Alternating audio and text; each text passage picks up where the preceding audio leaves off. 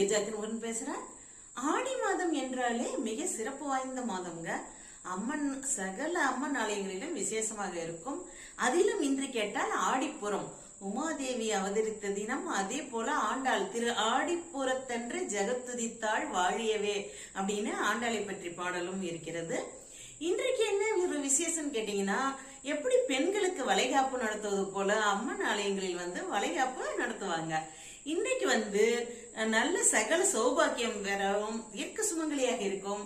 முக்கியமாக சந்தான பாக்கியம் பெற இந்த வளைகாப்பு அம்மனுக்கு நடைபெறும் வளையல் அலங்காரத்திற்கு நம்ம வளையல் வாங்கி கொடுத்தால் அவரவர்கள் வீட்டுல சீக்கிரமே வளைகாப்பு நடைபெறும் என்பது ஐதீகம், உண்மையும் கூட.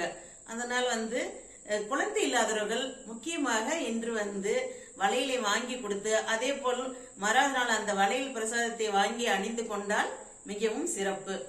அதே போல சகல சௌபாக்கியங்கள் பெறவும் அந்த வளையல் நம்ம வாங்கி கொடுக்கலாம். அதே போல சுமங்கலிக்கு கோயிலுக்கு செல்ல இல்லாதவர்கள் சுமங்கலி பெண்களுக்கு வளையல் வாங்கி தரலாம். அதுவுமே நம்மளுக்கு சௌபாகியத்தை தரும், அனைத்து செல்வ வளமும் தரும், முக்கியமாக சந்தான பாக்கியமும் தரும். ஏன்னா நம்ம வளைகாப்பு நடத்துறோம் இல்லையா அம்மனுக்கே, அந்த அம்மன் குழந்தை இல்லாதவர்களுக்கு வளைகாப்பு நடத்தும் பாக்கியத்தை அவசியம் தருவாள். எனவே தவறாமல் இன்று ஆலயத்துக்கு சென்று அம்மனுக்கு வளையல் வாங்கி தாருங்கள். நன்றி, வணக்கம்.